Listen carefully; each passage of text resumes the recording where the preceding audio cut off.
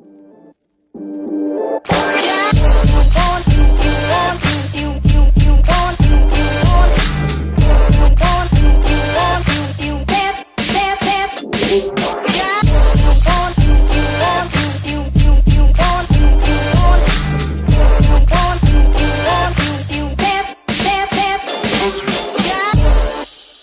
views expressed by our guests in the following video are solely the opinions of our guests and do not necessarily reflect the views and or opinions of the Ollah 7 podcast show. Viewer discretion is advised.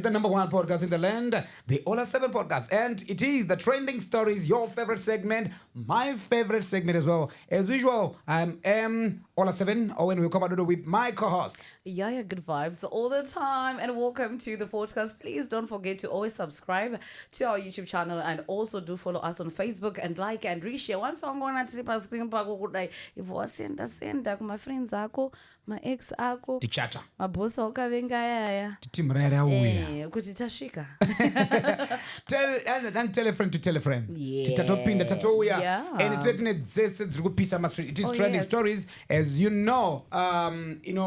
Shelly's here as well. Hi Shelly. Hi Yahya. How are you? Voice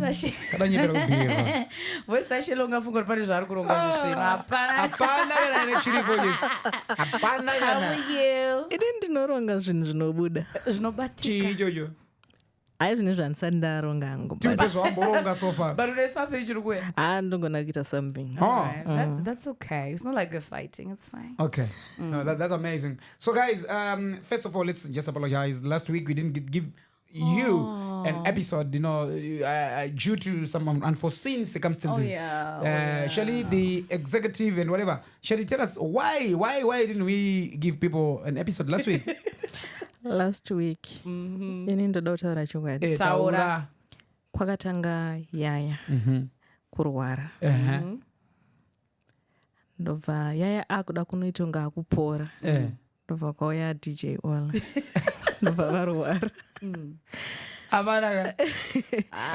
Indakatozorwarawo ka last week. Wakazongorwara. Wakarwara nei? Haini chirwere changu chiri fani. Achitaurike but Une gwirikwiti. ndofunga ndakandada kutoita gwirikwiti. Une polio. Akaputika muromo. Akaputika muromo. Ongade musoro. Musoro kutema. Indakaita nyongo. Ndakadya mango imwe zinotozana kaningi. Serious? Yeah, it caused the trouble. Indakaita flu. I think there's been an outbreak, a fever, so it intense. Ndokosera zviri mild. Ndemoto here and there. Exactly. But last week, ndakazwa butter. So I think guys, panaka roya podcast somehow. Ini ndo zvandiri kutosuspect. Panaka roya Kana pane podcast. munhu watikataura. Ndichatanga ndatarisa nevanhu vanga ndotanga kushotisa. Atimiri kutaura. Vakatodzima microphone. Neikoko ameno hawo. As long as atimiri kutaura isu. Tisichamire isatimire kutaura guys. So takoti kudzeta last week atinakwanisa kupai an episode because pakapaka ipa nichinzwa izo. But today we're back with a bang. Yesterday we gave people and Timburwa's episode. Did you watch the whole interview? Yes. Yeah, Baba Kike was saying he's back. Make a kid so after some years, and I've been reading comments on social media. Some people saying, and he anodzokera kuna make a kid so kana ari pa break in manga baby ake. Once angwana we baby arvasi make a kid so pa no say any baby vadzora make a kid, something like that. I think those are not it. You think that as well? So like my kid is like a leaning shoulder. Painkiller. Painkiller, so to say. Yeah, maybe. I think so. I think I've been reading comments. Or maybe one on Zwanana, Yeah, but I think if there's something beyond, there's something big that singers here, because if it was just a relationship or whatever, initially, ukanzuri girlfriend yangu yo, ukandichita zvototoziva chero nemukomana, chero siri friend yangu, Shelly, it's one way. We don't negotiate cheating. But in this case, in his case actually, he was cheated on a friend, na manager, the other fellow musicians as well. Na my kids. So I think na yeso diba podcast ndi my kids. Yeah, but ndonyera tetaura kuti mazuva varume vakutoregerera. We talked about this issue. Kuchinja kwezvinhu. Yeah. Asi atomurume chikati chitaura niye kuregerera. Remember last time tetaura nezvani mosquito. Kuregerera in advance. Aufane kufane BP. Imwe nyaya yandakaona ndeyekuti Shelly vanhu kunzoku vaitya zvirwere kudaro. But pamwe pacho ukadiscover pamwe iwewe zvirwere zvawaitya unazvo. Unoona kuti asaka ndichatyi zvangofanana. Zvinoitika. I'm not saying handisi kurifa this case kuna end. No. I'm just saying generally. Mudzimba. But let me read this comment from Trishville, right? I'm reading from a certain blog. Zoni. I respect Andy. First man to tell the truth kuti he was a hule first. And when the bird snatched the weapon, he had to accept defeat. Yeah. So square. Yao cannot call her hole and not call him hole too. He ruined his own marriage by cheating because women also hurt from that. So he's saying this looks like a fair deal. I think better fair deal. It's fair. Because usually varukadzi tokuchita both watanga. Achita kuti ake endi nyaya yake yakamusiya pakati chenei pachena. Pakuti akabva ataura kuti inini ndozadza mabhazi. Mabhebhi angu. Anoita sei? Anozadza mabhazi. Mabhebhi akadanana nawo ese. Anzi ndozadza mabhazi. Ndafunga prophet vaiti mabhebhi andakadana nawo. Yeah, Java, he said yeah. Anozadza kuti mabhazi. Anozadza train nobva pana paswa ku Cape Town. Nemabhebhi. Yeah, mabhebhi chete. But varume chiyasi. Amweya wacho.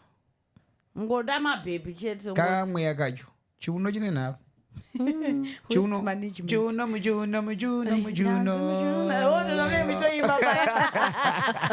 But let's step back together. That's what's important because let's see if it's going to work out. Because maybe it's just a matter of kuti avangoita zvavangoitawo and vachivanotsvaga semana ari kumborwadza nekusekwa kaita nemudzimai.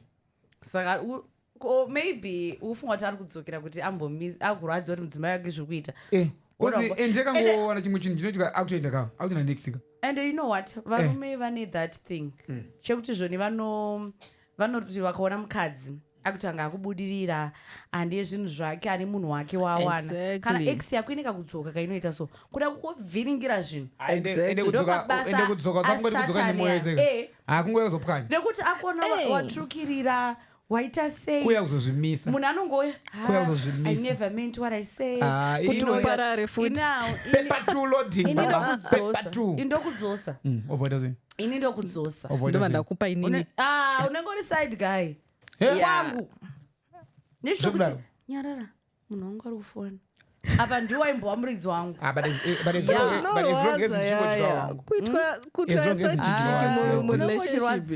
as long as ukamonzwa musana kurwadza pakati pemusana apa nepressure nestress wandifonera kuti yausleepover ndonatsouya ndopaka ndokwira ndoti ende munhu wangu abva uya kumba ndakuenda ndobva ndabuda zvamuzvimbisa ndovhara dhoha ndokulokera ude nechiunyepera apa ndocalculate tatonetsana kuti no ndozvatikarambarirana izvozvo you should understand you were not here ndatokudzosa I'm trying to fix it uyu ndomuramba manje tipe matips ese yaya isatipe patichivharwa tipe matips ese because ndikoti wakutopa matipe kuti patinombovarwa ini ndokunyepera last kuti saka ndozvandikakurambira ndikutira kufixa uyu munhu wandinazvo ndingomuramba izvezvi we have to sit down ndinasomusiya ndi because wadzoka you're not here andikona plus ndomurambire izvozvi haana unditadzira ini ndinonyepera haana reason yekumuramba ini ndaichinyepera kusa pakanaka pakuti you know what even this guy was not happy you know I was happy with you but paanenge ari pakatoti feel comfortable ndini achingozorora achingotsuzunya kudai anoifona isiri kudairwa obva azvimba people kudai handichada ndototi vakomana musati mapinda marelationship gore rai vasikana nonga nayaya murikungonzwa nyaya dzoda kutipa magrenade emaheartbreak inini usandirambe usiri redi aiwa ndirambe wanazoziva kuti handizodzokere kozukuno but mapepa 2 ese tikada tazati marelationship sheli mapepa 2 ese anopera zvakanaka here mapepa 2 ese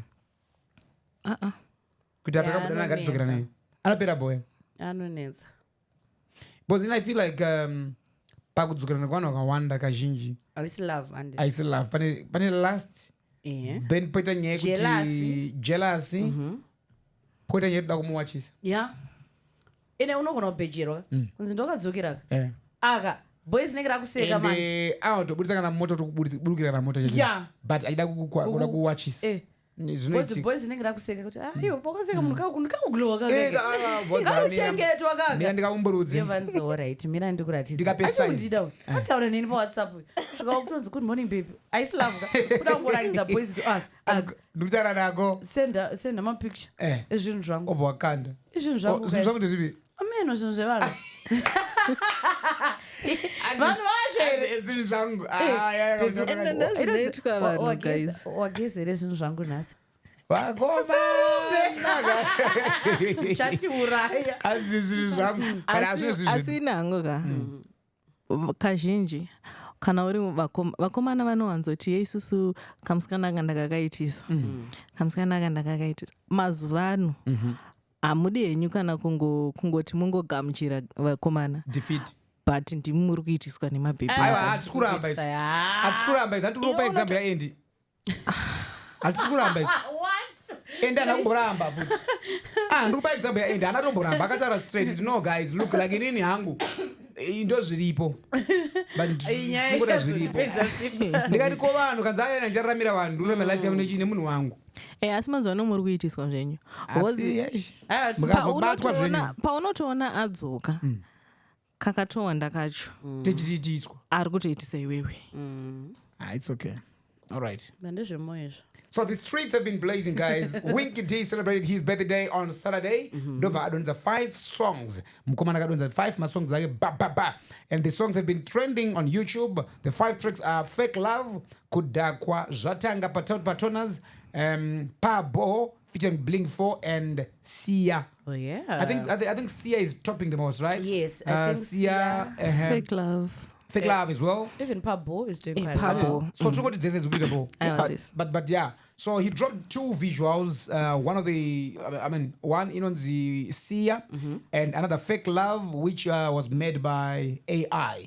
He used artificial intelligence on this video. But I don't know, we're gonna find out from you guys watching which one is your favorite so far. Winky D wamatanza akaenda ku hip hop anotongochibvisa akatongokunda futi vanhu akawanda ku hip hop kwacho bhozi chibaba panomwe vaitwa futi mafans aWinky D arikutorira kupfura Winky D makoments evanhu you know vamwe vari kuti Winky D haapindure vanhu but vatanzi pa some of these songs aidayira vanhu. It was more like my reply.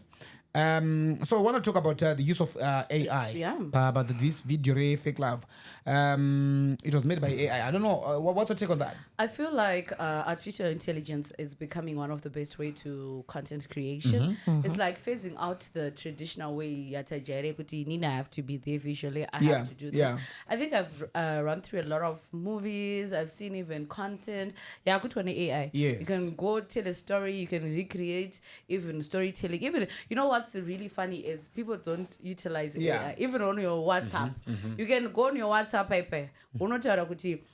Create for me a flyer for whatever. AI just with your phone. So AI is like a game changer when it comes to content creation and visuals. And him adopting to that, I feel like it's one of the best ways. It's low budget, I guess, as well. Because you can do AI with some of the application I can purchase online at a very cheaper price, $10, $9, monthly subscription or yearly. So it's fun, it's entertaining. It's close to animation, I'll say, but it's more appealing visually. So I feel like that was a good move, you know, even for maybe my upcoming artists. Is he the first person to do that? I in doubt. Zim? In Zim, no. Not in Zim. Who the first one? I read somewhere. I think Earground, Plot Marco. Chiti Mafrik do manifest video AI. Oh. Okay. So, how are people, receiving it? From the way I'm going AI.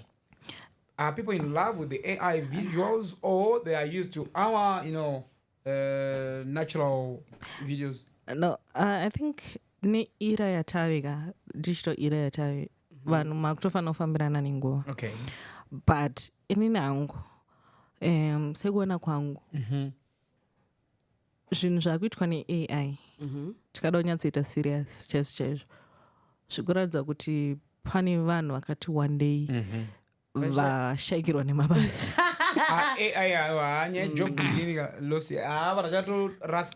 pane mabasa akawanda achapedzisira asisina basa nekuda kweai.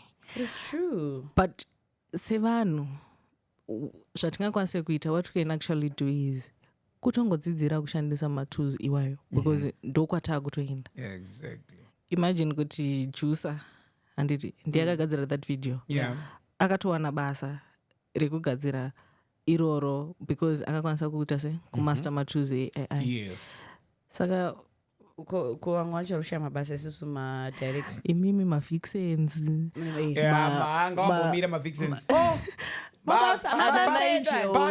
vemakamera exactly pane AI yakuchimhanya. I honestly feel like the more we're advancing in technology is the more we're getting people unemployed. Yeah, true. As fun as it sounds, the lesser the labor, the lesser the efforts, the lesser the labor. I'm just looking at different companies, you know. For example, in media, you know, imagine, take for example, Zimpapers, right?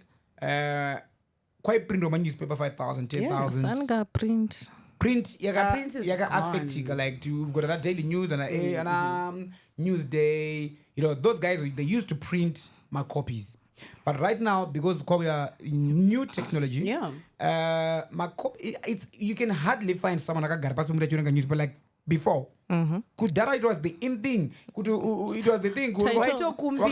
Taitobira na ma newspaper mu newsroom. Even kumaraini kunokuenga newspapers urikuita munhu akadzidza kunge ndimoni wacho. But these days zvapfuura. So imagine the driver who used to deliver my newspaper.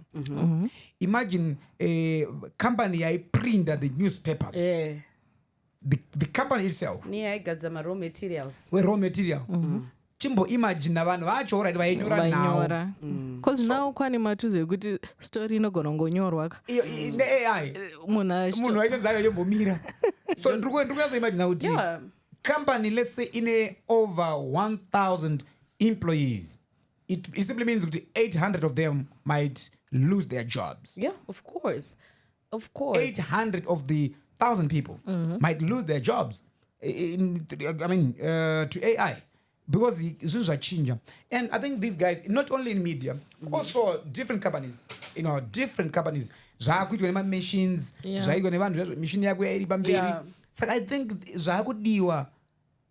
industry andokona chapeza kuchazobhadhara kumberi kwatikuenda kusheli wakaita ICT vanhu vakaita ICT data analysis statistics computer science, I guess. Because it was accounts of course because mari dzida say at the end of the day panozongoverengwa mari inozongoverengwa but futi unongoverengwa nemachine ichingoverenga yega ichikoita automatic. Tikuti zvonizvo kune mabasa anditi achapedzisira asisina basa akaita sechi mabasa achapedzisira asisina basa.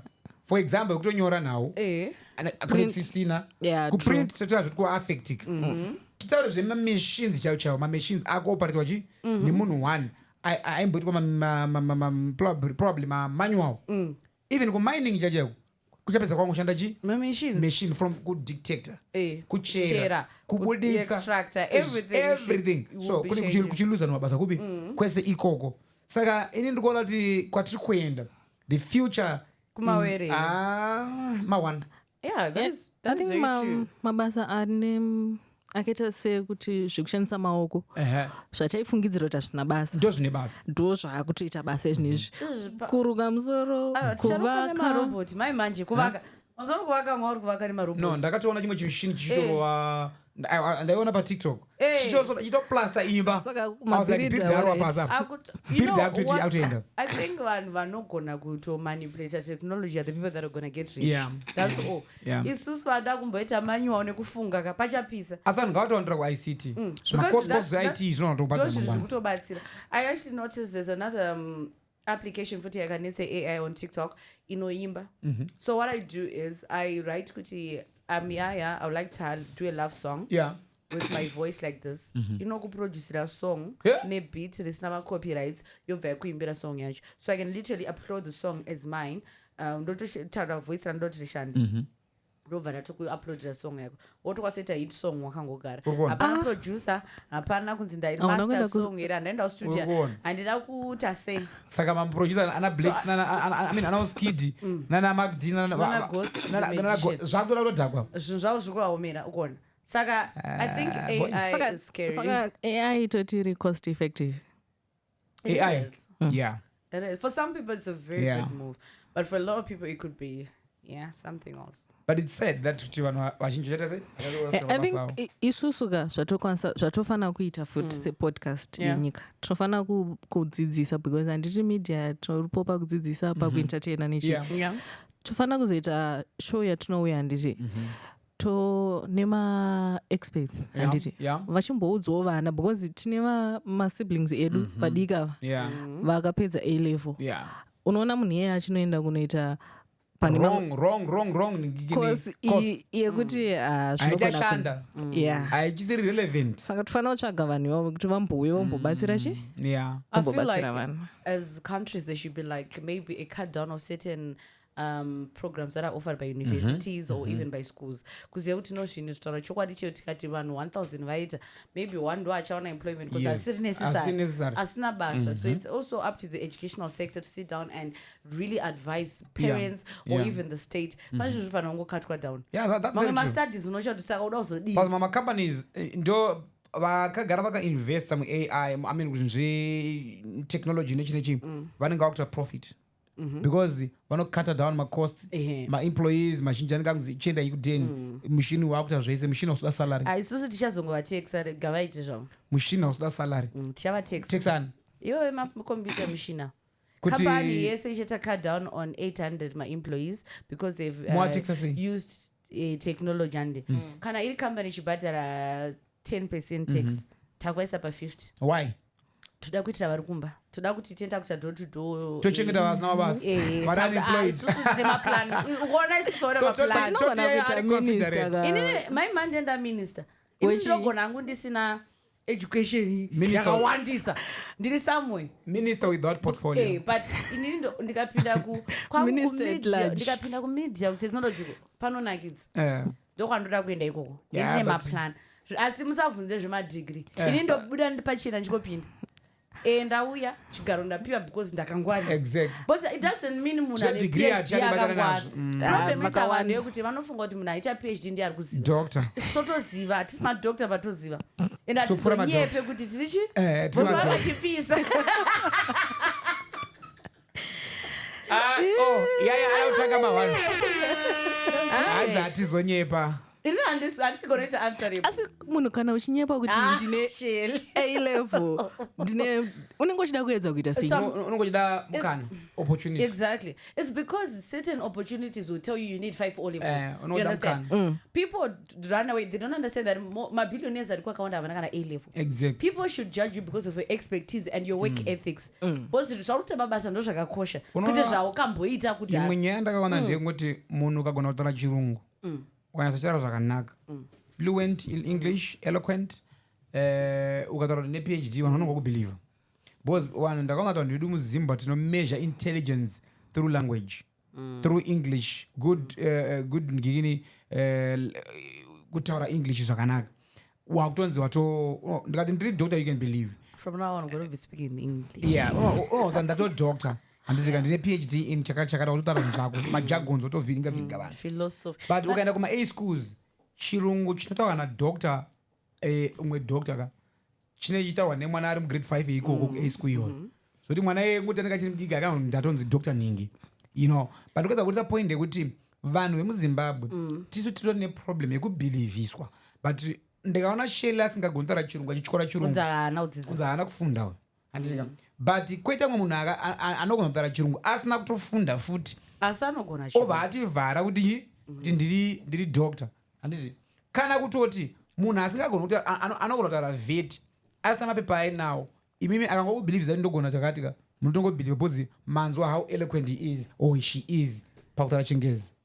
That is very true. Inini nangu my only problem I have especially with governance or certain positions, I honestly feel if we could maybe allow people with expertise and ideas to be at certain positions without the accreditation, PhD, doctorate, diploma, yes, it's a requirement, but let it not be the stagnant issue, because now kuti pane vanhu vanoziva, pane vanhu vane naturally they are leaders, naturally that will tell you left right robot.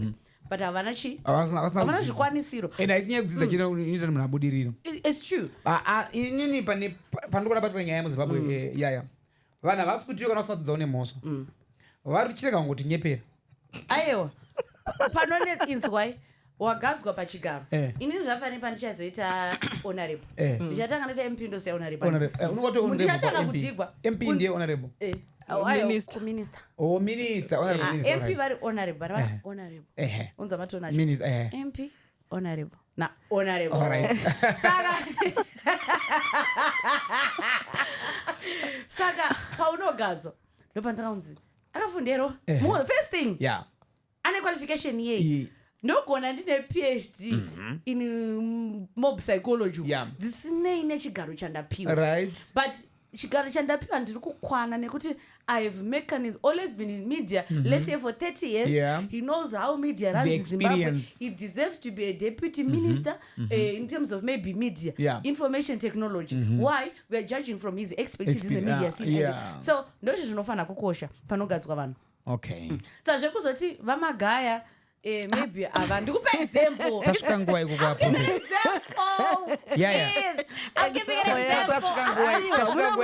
Wadi kupa example imwe. Kana vamagaya for instance. Sheki Timburwa. Shelly. What are you? Sheki. Alright, katikopinde munyaya yacho. Saka tikuti zvafanira pa mamagaya. He's under fire because of PhD. UNISA is claiming no, he's not part of here. We didn't see him. It's a bogus thing. Whatever happened, right? But when he was vouching for his position, he's not vouching for a position because of a PhD. But we're talking about his expertise and his contribution to a certain sphere of influence, which is soccer right now. He's one of the only person we have in Zimbabwe at the stadium that is equally competing the other stadiums in other countries. And way much better than the so-called doctors. You understand? He's also someone who has a great influence in soccer and shows immense love for that certain field. And Truguta hana PhD, and it's fine. He tried his luck, he did whatever he did. He's doing well in the sport. His expertise is something we might need within the soccer scene or the committees, you understand? Now, kuzoti kwana sheki ukumanja ndisuna tuziwa. Ayo, patori nenya, I think we're explaining very well, but I think you're missing a very small point.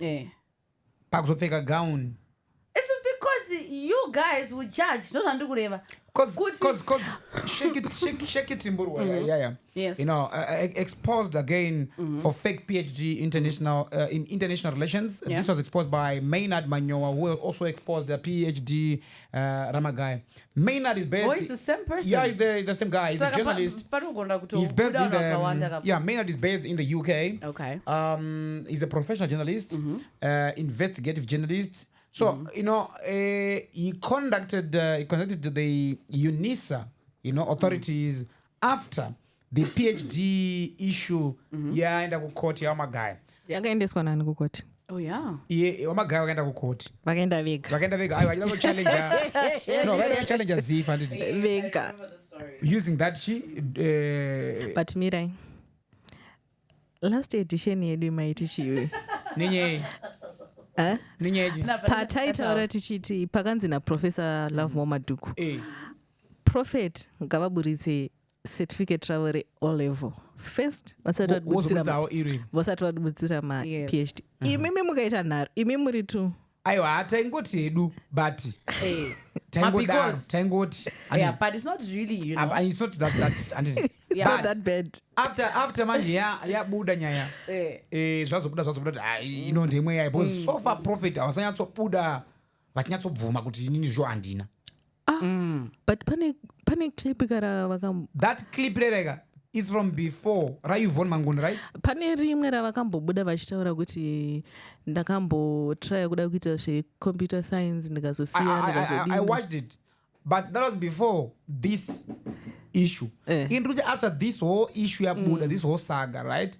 Prophet havasati wabuda pachena kana hawastopa comment yavo yekuti guys, this is true or it is false. So for prophet vanachati vatara kana one. Ko prophet vanofana kuconfirma chii kana kuti ndinaro Unisa yati hatikuzive kana kuti handina. No, hazvisiri izvo. Imimi kana mati hamushandina neni panapa. Haudachekeresa prophet zvenyu. But then kwazita yekwa ningirikini yekwa sheki. So let me because uyu anzani Maynard akazondopinda futi vanobvunza futi kuningiri kuti vanonzi vatimburwa munavo here kumagwaro eupenyu evanhu vakanyora chi mahonorary. Saka Maynard anoti akataura naSheki direct. Sheki akamuti ona kuti ndakaskamwa handitika nemwe mugengi wekuzambia akamuti chichichi handitika, but ari kuti okay, it's one thing kuti akatokonfirma kwandiri kuti akaskamwa, but right now in 2025 he still calls himself a doctor on his platforms, LinkedIn, wherever mabooks ake on Wikipedia ari kuti doctor, but after akata say akaskamwa, but akatonopfeka magaun akadini.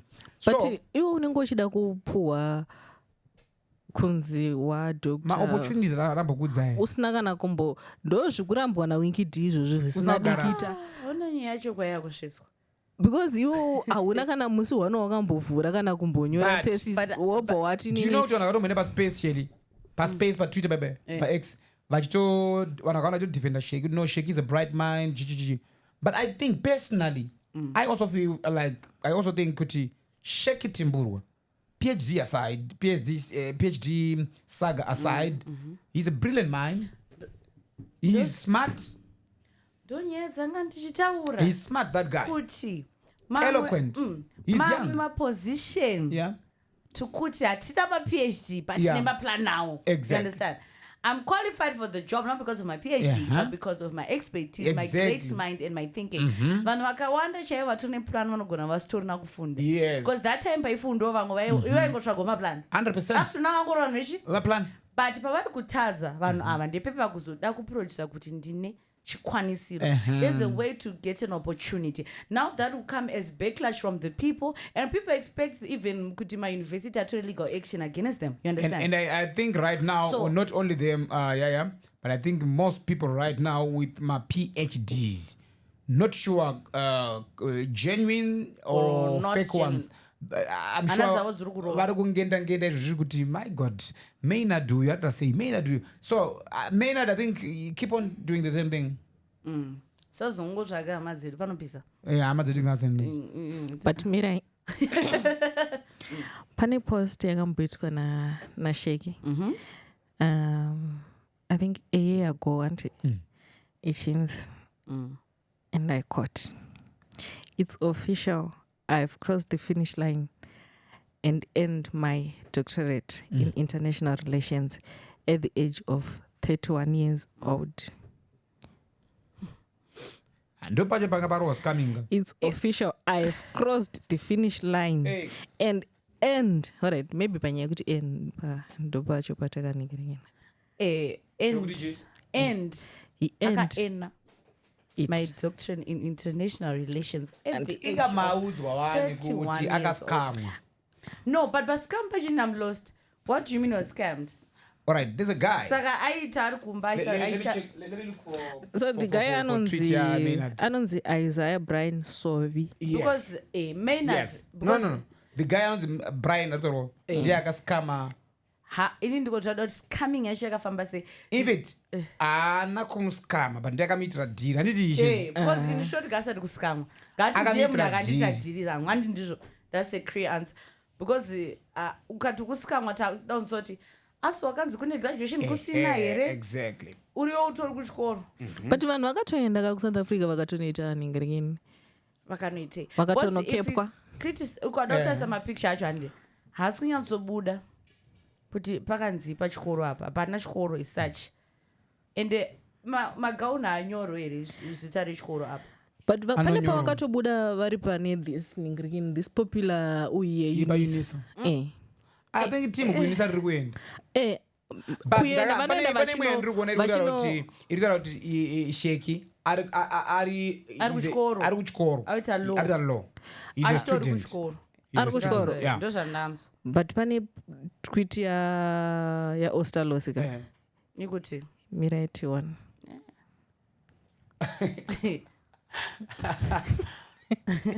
Alright, Ansna gift Ostalos isiwa. It's never too late, shaky. Batega shaky. Why not finish your bachelor's in substantive laws, then proceed to a bachelor's in procedural law if you have O-level maths? After graduating, you can pursue your master's and eventually a PhD. It is then that you can be called Dr. S.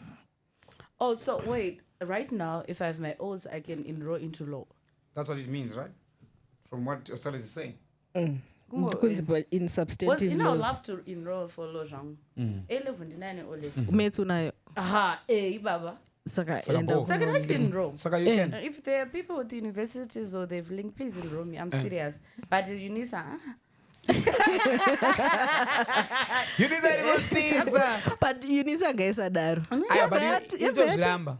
It's not most. Asi ndakutotyira kuti legal action inotora neunisa inopera sei. But they promised to take a legal action. Yeah. And I've always wanted to enroll with the UNIS actually. But ndakambona kwafika ground ready kayo. But aiwa usamanye doctor. Ndakona kwafika ground ready necape. Oma awadza vaya vapfeka malegiriki. But why mapfeka maground ready? Ndozvaitwa award ceremony yo takapfekedzwa. Saka yaya dai vangotora uri background akazi unisa dai uri boni. Wototi nyembera. Wangane pekutangira. Dai ndakatotsvaka ka background. Neruoko. Exactly. Ndobva ndadai. Waimoreza. Talks. Watopedza. Ndakatobva kuiposta. And I saw that one.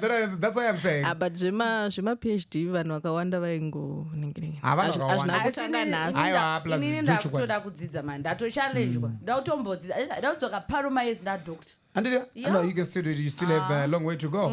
And say Calaz dropped 2 Madi songs. I mean, imwenonzi Azvite and also imwenonzi Mkawad. Did you guys listen to these songs? Did you listen to it? Shelitaka ukupindura ukaterera here. Did you? Andisati inansati. Inakanzwa Azvite. Azvite. It is a. Handizivi. What is he talking about? Shelly just say I don't go Peter Jonathan. Andi. And What's song? Aribane Vigi. Aipindura Winky D. Remember. I think let's just invite him on the podcast next week. Let's invite Calaz to come and just defend himself, so that we ask him, relevant questions. But talk to Tim. So what's the beef between him and Winky D? We've got so many questions. Mire, sorry, naita sendokudzosera kumashure mbishana. Pamasongs aWinky D aya. Pane song yakanzi kudhakwa. Ine malyrics aya ndanga chinanzi hatingatadze kugara takadhakwa tichigara munyika yedombo warwara. Song yaya isi kundiitira. Why? Iri kuita kunge iri ku cause handiti vanhu havane influence. Iri kuita kunge iri kutoti vanhu ngatite sei? Ngatidhakwei. Not kutodhakwa nedombo ratiri kuti. Why do you say so? I don't think so. Malyrics esong iyoyo. Pamwe ndakambonzwa mwachiti for you to be able to listen or to understand Winky D's music you need a PhD. I think you're misinterpreting the song. Kuti munhu ari kuti hatingatadzogara takadhakwa tichigara usabatikana vakawanda vasina maPhD usatyeketifanira kungounderstanda. Sorry, mirai ndakaenda paTikTok handiti ndobva ndaona video raishandiswa that soundtrack handiti munhu achidira vanhu vanenge vakuitawo zvelife yavo ndo influence yacho ka yatiri kuti avane song vanhu vatokwanda kutoifanidze mudenderere. A lot of perception is around it as well. Yeah. I think the best it's now high time we invite Baba Abraham on the podcast. That would be great. To tell us about this new project, his EP. tonzo zvakanyatsomirira sei than for us to misinterpret. And even when people are talking about even my lyrics, among my song, Yeah. Mirai, makainzwa here yekuti hanzi mafesa akutwekera mbinga. Yeah, that one I heard. I listened to it. There's a lot of and people were saying questions he's talking about say week now, but he didn't mention a name though. So we want to then invite him. According to Side Drag, it's also a good thing to just extend our invitation to Winky D. Yeah, that would be great. So Waiting for that. I think people have been also asking to Winky D podcast. So I think we'll definitely do that. I'll talk to his management and see if we can, get him on the show and ask Zimipvunzo Inevan. I think we've got a whole lot of so yeah, we'll definitely do that. So that's good. Hey, so pani nyari kupisa. Anzi murume anonzi Vincent Chiwawa akati ari kuda $45,000 US in damages from wife's married lover. The story was on H Metro Muswe Monday, and the wife in question, Christine Kagande, had an illicit affair with Alphonse Buko Sibetu Nyati from 2020 to 2024. That's 4 good years. Yes, she has been married to Chihuahua since 2010. Saka zvanzi ari kuda $45,000 US in damages. In damages. Yeah, I think it's too little. Is it? Yeah, it's too little. He should Should have charged about 100,000. It's been 4 years. Remember, this guy been married since 2010. So to 2024, that's what, 14 years. So for 14 good years, and you only enjoyed 10 years, the next 4 years, you think I'm the man, yet you are probably the side chick now. There's another main man. No,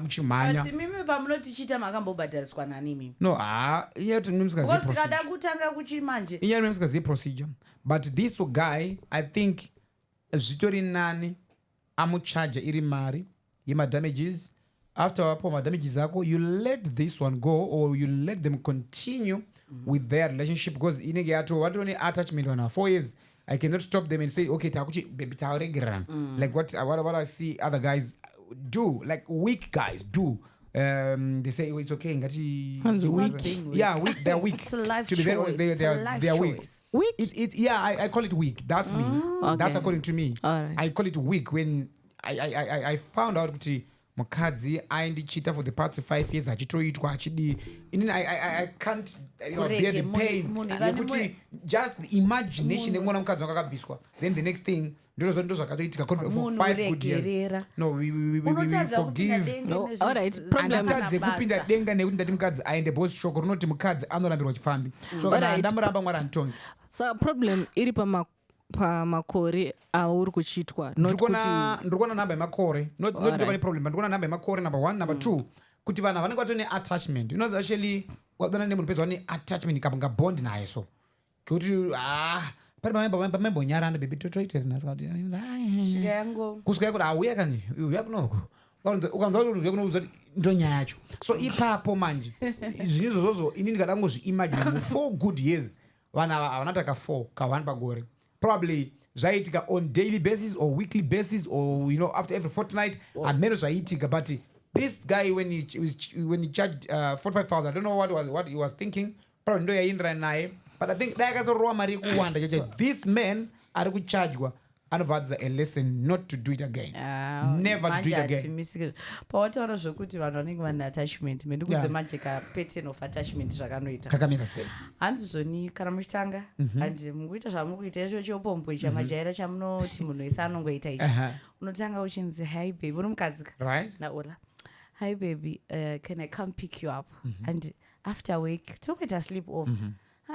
Mina ndimbofunga naenda obika nasa. Baby kana I'll cook for you. Exactly. Over ntoro ndase when stage number 2 manje ninge yakunzi baby just take in drive and chiende car padeni ndozokudzosa ngonzisa all right over from motor over say uvozodzoswa mangwana. Then stage number 3 manje inenge yakunzi uya futi necab ndozoita se wozodzokera necab auchapika auchadzosera wena necab yako zokera necab. Week stage number 4 man ingakunzi ingoita plan chiro kaona kamushika-shika Unongouya. unosvika woya handi indozokuona after week Zviri kuchinja svika mutera uchibika ikoko ndozokuona after week wapa stage 4 manje obva wasvika obva wabika mangwana obva wanzi unoita plan mazona ndama recap obva wadzokera futi mushika-shika stage number 5 manje unenge wakutokumbira ndiyo mukadzi muri kwere ndiwo ndiwo wakubhega wakukumbira nguva nemukana muri kwere ndimboyoita level rinachinja niti nozvanzi manje basa tight abhosi wangu mazana ari kuruma handiko mira ndozokudza pandiri free vanhu vacho vachatiuraya mapatani I think mukunyora manoti guys zvamangonzwa yai ari kutsanangura panapa but at the same time inini ndiri kufunga kuti tichidzoka panyaya iyi murume uyu zvaakaita izvi Yaya ngaasagumire ipapo ngachive chidzidzo kune vamwe varume saka unokwanisa kupenaliza futi semukadzi okay so vakadzi vese vari kuchitwa I hope mateka not murume wako we can sue your man ukakalkuleta magirlfriends anawo izvezvo kunhu wakagarira godunogona wakagarira god unotovakira vana vakuwina munodai asi kuzowina kunoda kunetsai you know, men you always be men. We'll make a plan. Yeah, we'll make a plan. Even women always be women. My plan ava kutsikireka. Makaputa nyireke but aiwa when planning vakadzi chinoratidza kuti vakadzi vatori pamberi ndechekuti murume wanga asingazvizive akatozozviziva after mukadzi aconfessa to her pastor. He's not a prophet. No. Unobatwa. Nhasi uchingobva kusendera meseji munhu Yaya kuti Yaya ndinge ndokufarira uchitosvika kukumbaga unotosvika watobatwa kuti wewe zvaya here iwe urikude chichikunetsa vakadzi so imagine kuti dai mukadzi asina kuenda kunoconfessa dai murume we asingazvizivi chandoroziva ndechoti chihure chevakadzi achibatika zvokumhanya and you be the last to know iwewe muridzi wemukadzi you be the last to know society yakuzviziva like what Yaya has just said anditi mukadzi uyu kutotaura kwaakaita angasatodi murume uyu akutoda kutoita akutongodawo kufikisa vanhu notushuwa kuti ari kuziva kuti lava ine mari ngaachifikise bhozi atambisirwa nguva manje 45 yacho anoiwana kana akangwara unoziva kuti kota kana lava akangwara nyange mukanditi zvenizvo ndibhadhare maintenance kana wanga nekamba kanokwana kupakurwa kana mazuva lava yakangwara unongoti uri bankrupt ubvoenda papayment plan $1 pamwedzi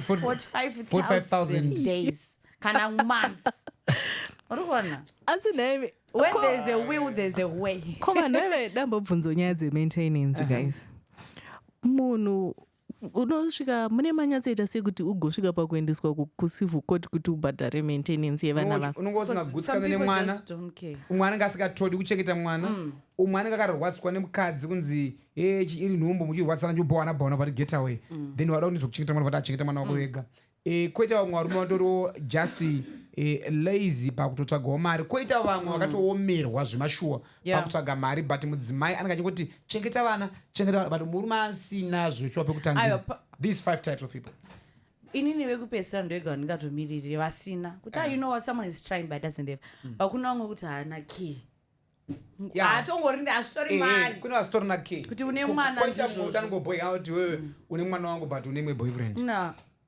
but mwana ndewakwazvo but une boyfriend kakufikisana but mwana ndewako kaiwewe but une boyfriend do you know Sheli kubudisa mari muhomwe ndichikupa iwewe mari yemwana do you know vanhu vechirume ndo chimwe chokwadi singadi kutaura nevanhu vanhu vechirume they feel like kuti uri kuona kuti chisheli ini ndikakupa mari yangu mwana wangu hasita kutaura pamwe hasita kutomboziva kuti ndapiwa mari iyi ndopa $100 to cater for zvinhu zvemwana probably nini ndona wakuglowa ndo I assume kuti mari yakuglowa ndo mari yandiri kupa ndichiti ndezvemwana because mwana haana makosi akawanda saka zvinopa kuti ndite kafunga kuti ndirichengeta munhu uyu yetainekulowa mwana obvious ari kutoona kochita vamwe varume kuti anotopa bhebhi mari zvekudaro anotika but yesupport but bhebhi roitange riri kudya mari yayo neumwe mufesu yayo ndoitange ndakushandira vanhu 2 hour ndichifixwa saka zvinoita kuti varume vagumisa vakuti ini handisida kuchengeta chi handisi kukupa anything ngatisangane pakati or something like that you know maissues yayo pane murume wandosiya anobhadhira maintenance zvitori very good murume anobhadhara maintenance and then gives the wife extra for her well-being. He always says kuti ndiochengeta mwana. It's good. Iwe ukashaya futi well-being yako mwana umuchengete zvakaita sei. Utonzi ndatumira mari kuti muite sei munotenga zvakati zvenyu. It's fine. You know? Vanhu vasi madzimai anga akutora advantage yema-maintenance. Vakudawo mari. Kune vamwe vakadzi vakazobatwa remember kucivil court uko. Angani ma-birth certificate anenge 4. Yeah. Achichaja 4 different fathers vachimaintaina same mwana. Unonzwa maintenance yesame mwana iwo chibhadhara iwo ichipinda musame account mwana mudhara. Mari ichipinda POSB. But do you know ndatoda kuti zvazvinoita vakadzi inini ndinofunga kuti Sheli number 1 dai mumunyika maiswa mutemo kana kuti zvave mandatory kuti mukadzi achingogiva birth handipa munotira pamwiri munoteswa muchidii pamatest andiwa eblood ane gabatiro prematinal munoti iyayo ekuti andoteswa mwana asati ombozvarwa before tatenga pampa. Let's take zvababa zvamai nezvemwana pamunongoenda baba kumatest mwana scan chichi zvanzi right madini ndi aya baba ava ndivavo mai ndivavo mwana ndewenyu. Unoona murume antashungudze kuchengeta mwana bva ari mudumbu. Preparation inonyatsotengwa. Kune vana vari kuzvarwa vasati vatengerwa preparation because baba anenge akachifunga kuti ai mwana wangu ndiri kudhauta, especially my first pregnancy. Listen, vanhu vanodhauta sei? Because ndona ndakambokususpira cheli kudanana natindu. The next thing wazonitaiwa nhumbo ndeyako panonetsa first pregnancy yai ndotomira yaya kuti izvarwe ndore tuma similarities kuti pane here changu chakafanana nemwana wayo. Saka inini I think there should be a law or it should be mandatory to just have a DNA. DNA mwana chingozvarwa and you will find kuti DNA ikave mandatory kuti mwana chingozvarwa autobokumbiri. Sezvanda anonoza kuti Sheli mazuano watuchienda kunoteswa kunonyoresa unobva wanzi testwa HIV haukumbiri kuti uri kurera haukuda.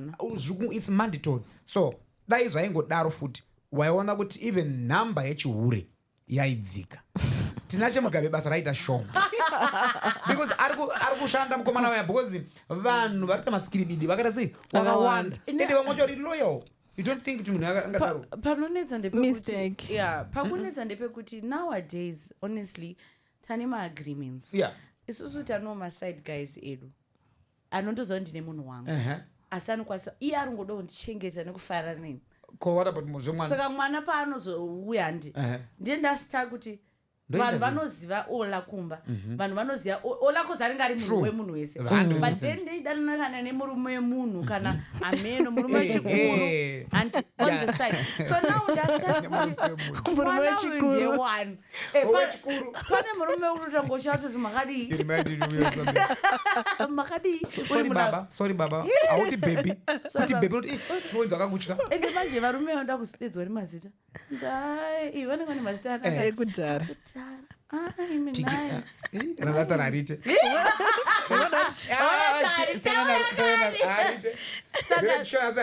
So sometimes now inini semusikana munozoti yaya aidana nini tombo ndiri public relationship mwana uyu sure asiwa nini maybe ndine feeling kuti ndizokwanisa kupa uyu mwana guys panopisa ndozvikuiti ende ndinozovowanda neuyu agara aripo kuti ndiye muri chese chiri kufira varume ndechemadzimai. Men are victims when it comes to child care. Men are victims. Men mostly they're victims. But kuna varume kuti iwa haungazvisi status wakabata ana Don Julio ana zvimapele zvimashampagne inini mwana usati wamutengera pamba aiwa varume vacho vanozombofina ende vanotozviita hazotozviita. But inotoda ngoti ndigare ndatara point yangu igazi ameno ndakamboitara sometime ago nyaya inotondibata kuti ndinofunga kuti nini vanhu ngapangodzi mwana achizvarwa DNA ichitongorohwa hakuna murume anoramba kuti DNA iri mimba anotobvuma. Asi nyakuzonzi mwana azvarwa ticha ambopinda busy varume tenda kutotya. But kana mwana wanzi ndewako ndewako iyo ipoint ende ini ndoachifunga futi kuti umwe mutemo uri kuona kuti imwe nyaya kuti Sheli yandiri kuona iri kusarira futi apa panyaya dzemadhini ari kuitwa dai mutemo ngauyepo futi amiro muparliament wekuti wanyepera uri munhu mwana wako uchitoziva iwe mwana otokura pozoya tina chimugabe Waita DNA tevata avata hasi wangu. Ndinofanira kupa madamages emari yese ndakachengeta mwana. Yeah, that's a fair trial. Mario gawe Kana mtemo. ndichizira ngati Kuti vatitaure automatically unofanira kupa mari yakati. ndo zvati kuti kana ndichita sei sometimes yese kuziva. Koitawo madzimai anenge achiti anongobhevhura gumbo nguva dzese anopesa ane confusion kusazoti saka yakabata masame days. Ivavo vari right. Kuti ndiani Ivo havafanira kubatwa nemutemo. unazoitika ai wanobatwa. Aiwa. Yaya. Tati vari kuziva. Yaya ndasangana newe makuseni. Kumanheruku wakutosangana namwe munhu. Kudyana kuna timetable shawo. The same day iri musi wa5 uyu. But auchazive kuti saka nombi Tichifara sha. ndiani apa. You can't stop happiness. But ndambobvunza hangu mimi muri wakadzi ndambobvunza hangu this question. Semadzimai pa during baya and during bonde richiitika. Kuti are you able to tell kuti apa yabata? Kuti you can't. Ndoenda kubvunzira panyaya yekuti pauri pe3 wasangana nawo one day. Kuti be able to say kuti apa yabata nimba. Kunyeba. Azviita nditi? Aiwa azviita. Saka ndo confusion ndokutaura nezvayo kuti iri kuitika madzimai akawanda anenge asazoti mwana uyu ndewa uyu here. Vanoda kufara zvako. Hawa ngafari zvose ngafari vakapfeka zvinoita sei?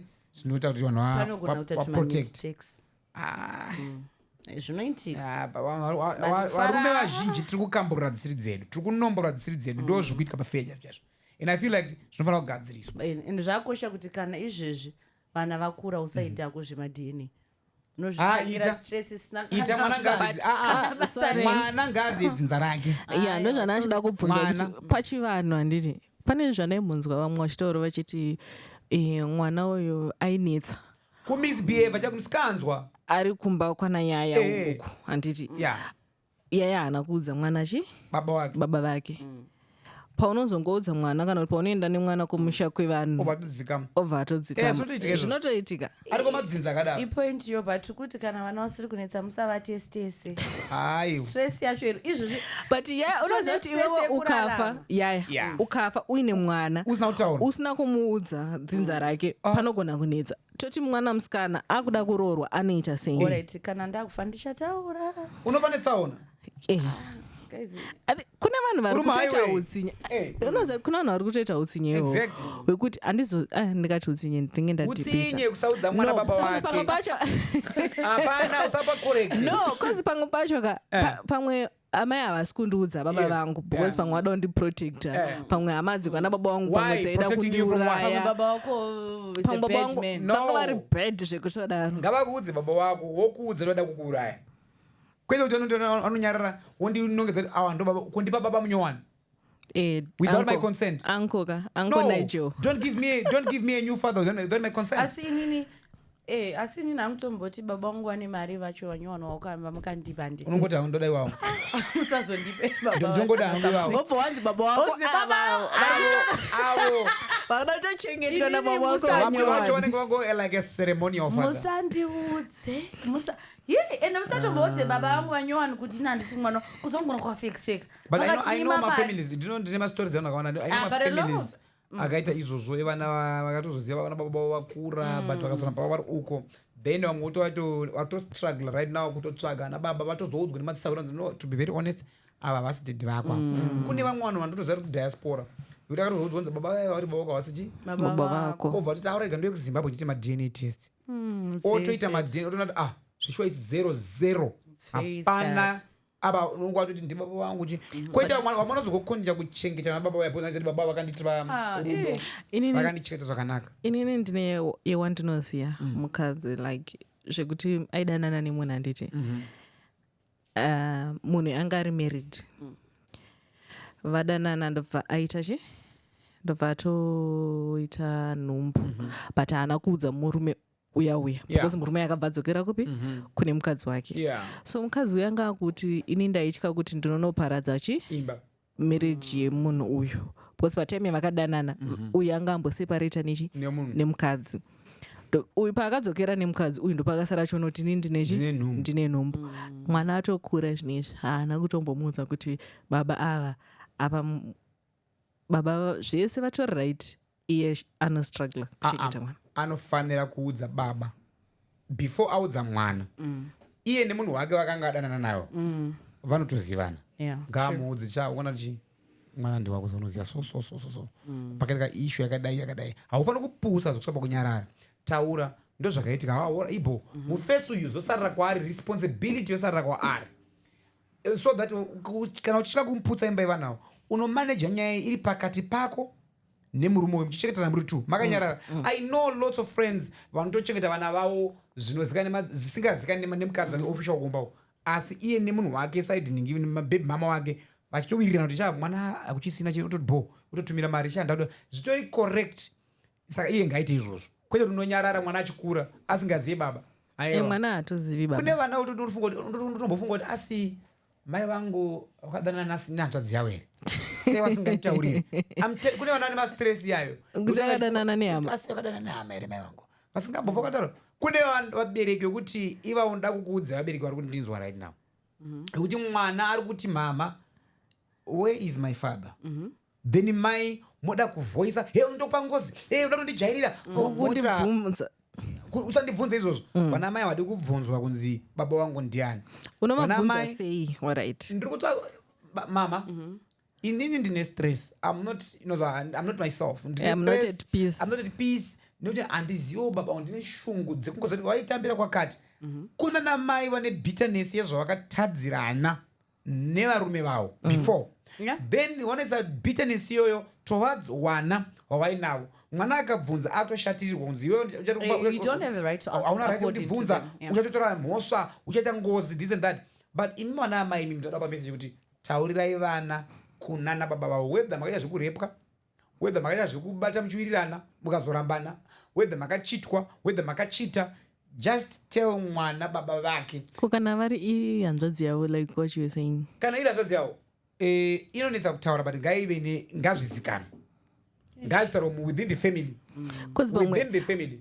Alright, ngatiitei scenario yekuti ihanzvadzi yangu yanditi yakatondibata ndikatoita mwana but handina kumbobvera ndakazviudza anyone. Mwana atopedza kuchikoro. It's your duty amai to confess. Zvino ndikaudza mwana zvakuchibuda zvakukanganisa kazvakawanda munhu wese makatokanganisa. panoitwa chivanhu chotochacheka ukama panoitwa chivanhu chotogadzisa kucleana zvamakaita mess incest makaita iyoyo makuna iyayo. Because the moment you still keep nyaya idzodzo dzemakunakuna muchidzitsvairira under the carpet unoona mwana akutodza kuroorwa. Mafamilies mune mai ichiza kuitika unoshauri kuti chichiri kuitika ndaita relationship yaramba ndadaiso ndamitiswa zvaramba yet kune nyaya dzisina kuita correction nemubereki ari kudza nyaya yake akatsvairira pasi pecarpet. Let's fix that. Let's fix all those issues. Why do you want to keep that as a secret when you know kuti you are the one who messed up? Pane imwe secret uti unofanai. Kune vana sheli who are suffering right now because of their parents. That's very true.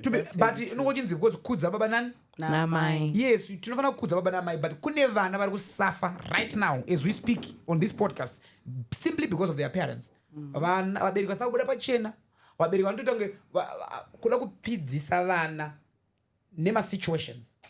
Why do that? Why do that? Ndozvizvona dzimwe nguva kuna vabereki vanoti akazvara mwana nomukana mubhini umwe akazongobatwa aida kukanda mwana mubhini ndobva azongoita kurera kusiri kuti anga ine option yekurera anga asina choice chete ndovanenge vakuitira vana utsinye 100%. kuvenga mwana wako kushati kwei ndakatadzira 100%. kuvengwa nemubereki. It happens, guys.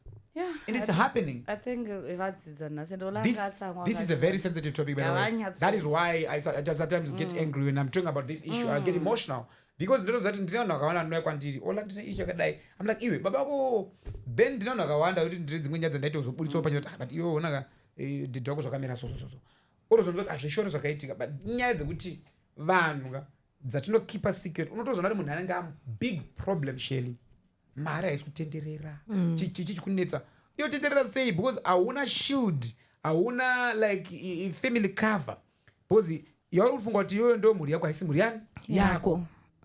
You don't have that cover.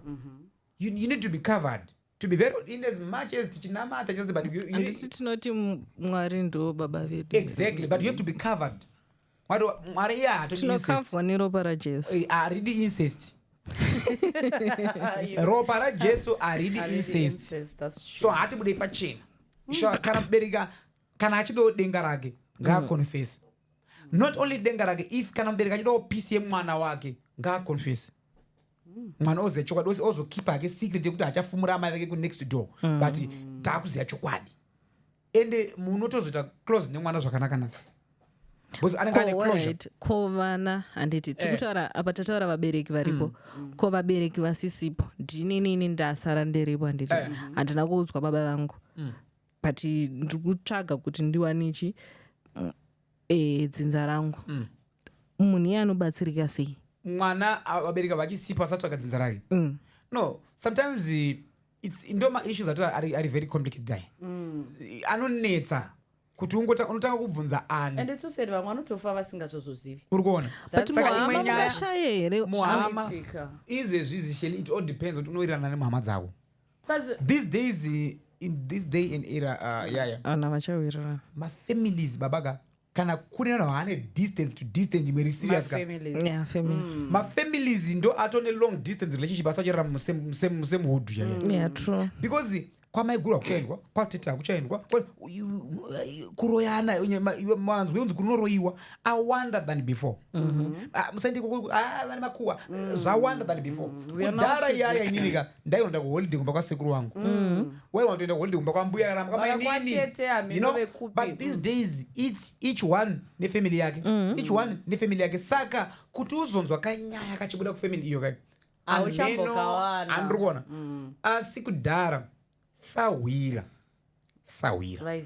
aiziya nyaya saka zvaigona kuzokubatsira kunoziya kuna sawira kuti sawira timusawira wamama wangu chingondiudzaiwo zvinoonetsa nyaya achitsenga mwana kuti but vana baba unovaziya here makadaka kufanana sandisi kuti ndiwo achiruma otaura even panhamo yababa kati amai sawira anouya achiita zvake zviberi zviachidii achitaura kuti pane ini ndakaita mwana akunhingini ndise mwana wangu ari pana pakainini baba vake ndiri nhingini pakati achitanga ari kupengereka achibudisa chokwadi kwaive nani ka kwaive nochisawira hakuna renau vanhu havachaita nowadays unogona kungoponerawo kwana papa unogona kungosumudzawo kwana papa ubvazi your father is from Gokwe. Zvinoitika mazuva ukaita zvoni dzinza rako ndere kwanhingi enda kumusha wakati unobatsirwawo zvake iwo famboenda osvika unzi anosho vakambonzi vanga vane mwana sakambotaura kuno pamwe ndiwe chi kozoitotiwo vane mhepo dzimwe dziri serious mudzimba dzavo zvekutoti chero vakarara you be guided kuzoti ndinofanira kufamba pakadai otosvika kunzi ndiwo musha mako muno zvinotoitika 100%. Do you know recently ndakaenda kunemwe family mukadzi akasvika pakutoroorwa mwana akakura ari mufamily yamai vake I don't know why itapinda mutopic but I think it's a very sensitive one and it's interesting as well. Mwana uyu akakura aina mai vake vasingade kumuudza zvababa vake hatidi kuzvinzwa iyoyi kusvika mwana akakura baba vake vakatofa haana tombobvira aona pane gora rababa vake kana hama dzake anga asingazivi kwadziri so it so happened kuti nerimwe atokurawo atoroorwa pakuroorwa kwacho ana sekuru ndo vakati todya mari yemwana wedu tisitakarera but pacho vanhu havana right yekudya mari iyoyo vana tezvara vanga vasipo zvikadii handitika then mwana waye akatozoziyawo hama pakazouya munhu I think munin'ina wamai or something akazotaura kuti abati baba vako chi waibva pakati panapa wakatomboya vakataziva vakatororawo panapa but mai vasitozei avazotaura nyaya dziri pachena saka iweweka kumusha kwako ndikwakati sazoti ndindakuudza mwana waye akangonotsvaga hama dzake angokwira bhazi amukadzi mukuruka yekuti unongochifighta closure sheli yekuti mari kunoita mari it's nothing here wada hama dzako munhu akaenda akatsvaga hama dzake akanzi ndomusha mako munomu uya kunoku ndionodzi ningi baba wako akataura kuti mwana pakati musikana uchitori mudikisikazini zvako uya kunoku apa ndo pagora baba wako iri chisiya dombo apa ndo pagora sekuru wako apa ndo pana mbuya wako apa watomumusha waamufamily you see what I mean but imagine kuti munhu uyu akagara almost 36 years or something like that asingazive kuna hama dzake. And I think also not blaming only the women. I have a story that I know about even means varume kutoshaya competence nekushika kuti ndanomburisa munhu notiza. There's a story that I read, I think it was in Rwanda. Angari kuchikoro abva vaita party then slept in one of the vana vepa campus imwe campus iri pachikoro vaita musikanzwa abvazo vamwe takawana zvapera vazofona kuti iwe ndiri ndaita chi numbu abva apanika akazviramba because he was in school. Abva atoita zvekutokata communication nemunhu kutoti ashaika. Musikana akati aimbomubata kusvika unoti hapana changu. He grew up, university life yapera atokura, then varora. Hanzi atorora atogara, he went to stay in another city. Life yake atomova. Mukadzi wake akagara 10 years achitadza kubata pamuviri. Akabata yaisapfuura kana 2 months. Vakatraya zvekuenda kunoiswa mhino, exactly everything. Hanzi zvichiramba kuti unoti munhu zvese hazvikuramba. So he was frustrated in his marriage kuti inini. Then he started to think indakambonzi ndine chinhu. Angari mwana wangu ere. Bozi mwana oenda bozi kwakumutsvaga manje. Aida kumutsvaga but he had no connection. Remember angakakata off vachi aistaziva kuti ndotangira pamusikana bozi vakangosana kapa zaziva mafriends ake haziva abereke musikana. So one day when he was coming from work hanzi akakwira cab. Autanya nemunhu adriva cab usiku. So mutama mudhara, this is late, why are you still driving manira night? Mudhara akati you know what, ndine mwana muchipatara. So mari yese yandikuita sei yandinoshanda ndiri kutoendesa kuchipatara, so I have to work overtime. I have another job but manje ndoda kutoita zvechi zvebasa, but mari yamuda kundipa chiregedzai kuipa kwandini kana mune mari mufoni. Ndotore mari mufoni chinisendera directly kunamba idzi dzemukadzi wangu ndo ari kuita sei ari kurapisa mwana. Hanzi pakusenda namba pepe kwakubuda zita rere musikana chi uya sikamfumata zita rere ndiye ndinoriziva Mjolo mutongwezo you know. Then fika to no chikanzi iwe mwana wako uri kuti ari kurara kuchipatara chipi. Hanzi bangota izvo this is my last shift kutofura chinomona chipatara kuzochinyana mashift ekurara ikoko ndikutobva panda kuenda vamba ndamungomuti handiitese kune mwana wako. Hanzi akasvika achisvika akanosangana nekuona musikana wauya years ago baba vangotori step father kumwana wake angaita kidney problem. So they're waiting for a kidney transplant for mwana wake years ago. Yeah, muchipata akuchengetwa na step father. Murume akutoshanda overtime asi mwana wake apa yo utoshaya mwana wake akataura kuti mukadzi ndakamona mwana wake ndikamuda akadaro. Then tikawirwa ne problem and I always told myself mwana wangu. My issues are very serious. It's very serious. I think these days ninya technology futhi guys, ninya social media, whether madana na one night stand, whether madana na gorerese, whether madana na ngoti ngati kuita zvatukuita patime ino, you know, no things attached. Ndinofunga kuti vanhu gara imene uchingogara uchingokufollowa iwewe iwe chingondifollowa just in case ndozongoziva uyu munhu uyu ndona kukanganwa zvimwe zvese asi ndikazoona kuti pangandiisa manhamba zako pamwe wakugara kuamerica ndozokokutera mudm ako kuti chaona chi zvakamira so. And I just always, my mom always told me this kuva ndichikura kuti kana wakugona kubvisa bhuruka wagona kuchengeta mwana ndomutemo kumba kwedu. Aiwa asikana kana makubvisa bhuruka magona kuchengeta chi mwana. Saka iwe pauri kubvisa bhuruka just know the possibility whatever contraception could not work, so you have full responsibility for kuchengeta mwana wenyu chinyararire. Koita varume ndoda mwana uri baby zababy ndoda mwana ngobata nomboona ndoda mwana achizochengetwa mese amute senzi ndada mwana saka ndatitese nemwana ngatiti totwari yani ndiripo didho wake but iwo aiwa yaya toti ndiye murume uya kwauri kuti ndakuda mwana unoita sei unomba maurira asina kurora anomuwirirana vanhu vefane vana vazhinji varikuvarurwera. No, but ndo patinozodzokera panyaya iyi ka yekuti iwewo uchazongodisappear. Kana uchida mwana nini ini nongondipo assurance aina ndina pressure assurance handizive kana uchandipo mari kana mabusiness auchandivhurira kuti ayo mwana akauya ndi chezvikadzitapo kana mwana anenge ari right handina problem. But uya umbobvisawo something kakumba kwedu pari kupisa mazuva kana damage zvayo istabvumirana mwana yeye damage handiti inhumbu here damage inobvisirwe chi guys nhumbu damage aine damage handiti inhumbu ndiyo nhumbu damage yobviso damage at least aitori nabasa kuitira kuti ini ndikazofa damage kapa chi muchibereko chane mwana chete anything else in as long as ndisina mwana ndiri fresh from the garden. Hanzi problem nocha ndeyekuti Adam anga asina mboraro nemumwe munhu same na Eve. Saka musafunge kuti muchaona na Eve wasona na mwana ivi musira na Adam Ngatingowirane tichienda same packages. Tova Adam and Eve. No, that's fine. So moving on, South African Kanye Mbao has revealed that she parted ways with her Zimbabwe boyfriend, Kudzai Mushonga. Hansi did something bad, Hansi did some bad things. Oh, yeah. So the duo met in 2016 at a campaign meeting, but only started dating in 2019. So this is what Kanye Mbao said, and I quote, "He was a very good guy, but he did some bad things. He tried everything he could to make it up to me. I did most of my grieving while we were together. I finally got the courage to leave. And of course, I wish him the best." Close quote.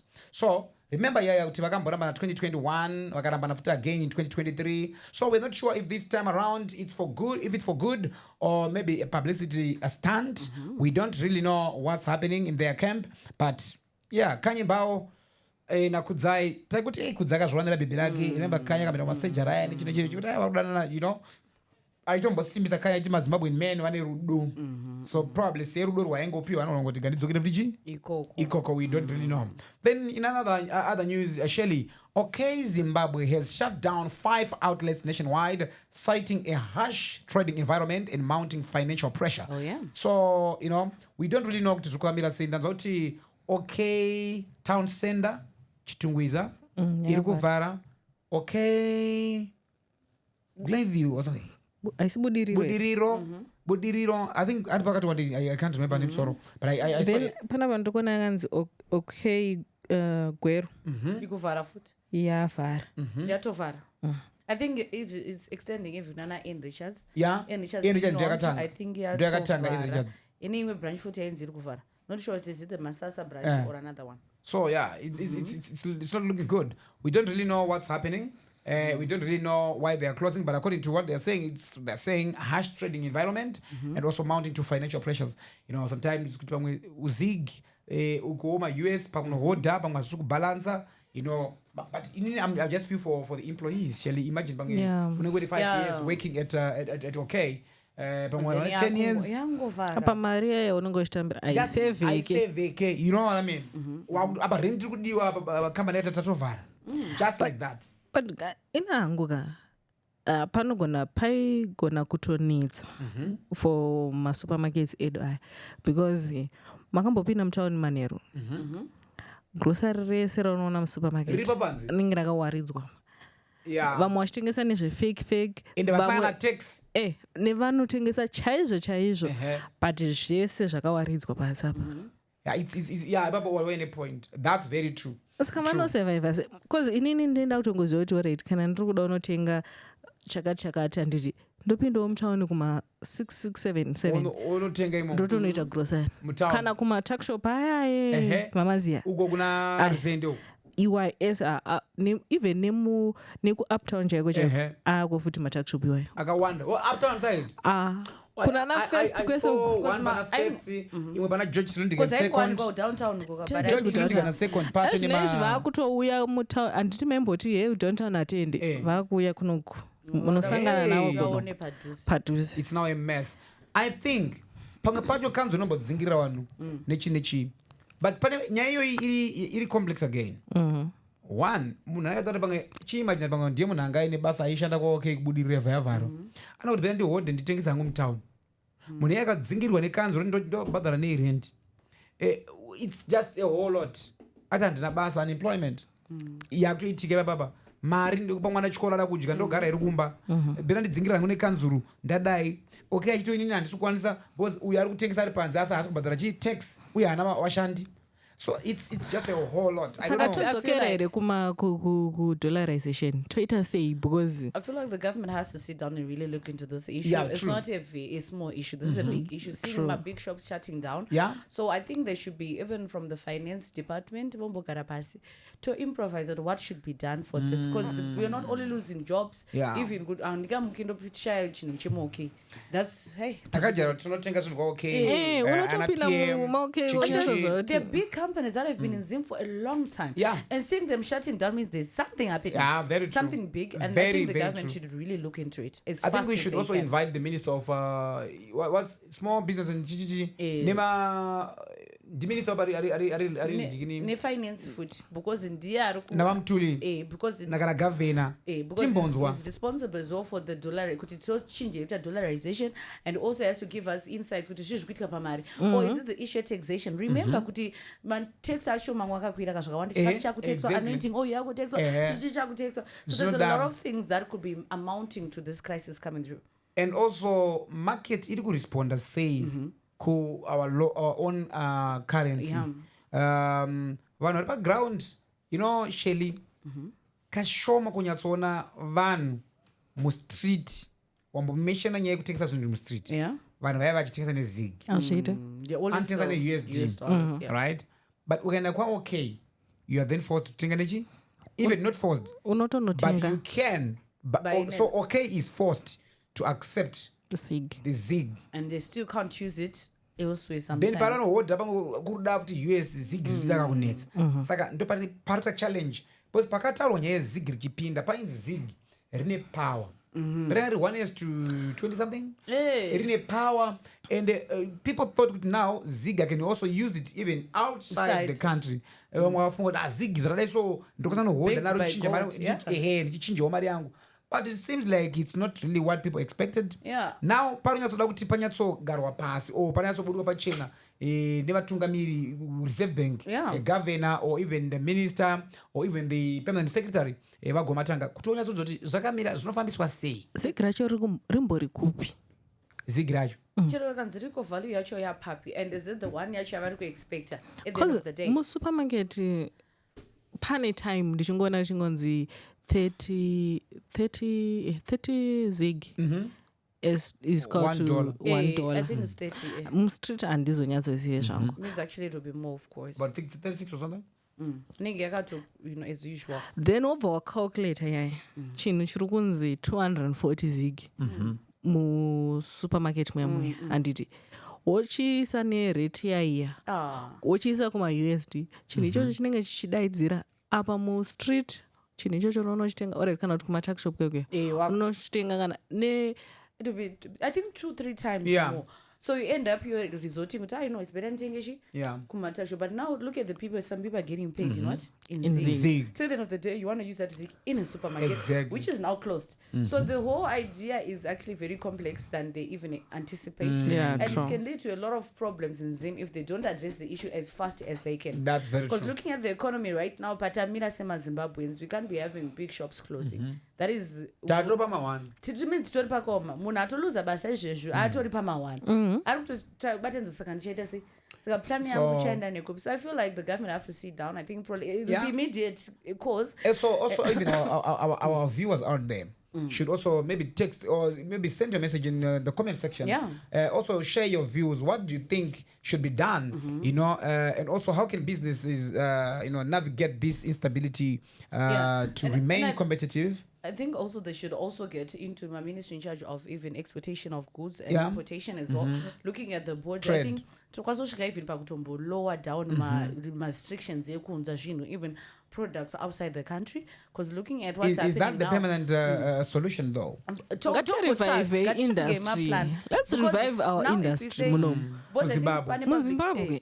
Publication yabuda ichinzi pane products asingabvumidzwa nekumaisa pashelf products cooking oil kuSouth Africa ichi so there's a whole lot of complex that needs to be addressed you understand kuti even tikada kumbodzikisa ma-restrictions atinawo kuti zvinhu zvimbouya munyika so that certain things are lower it's okay to have maybe yacho yomboita even SA product because maybe they're getting it at a lower price and then they'll be able to sell it at a reasonable price for other people. The biggest challenge is that we are not manufacturing anything in Zimbabwe. Few things. So we can't work with laws that used to work when you used to manufacture. So if we know we don't manufacture much.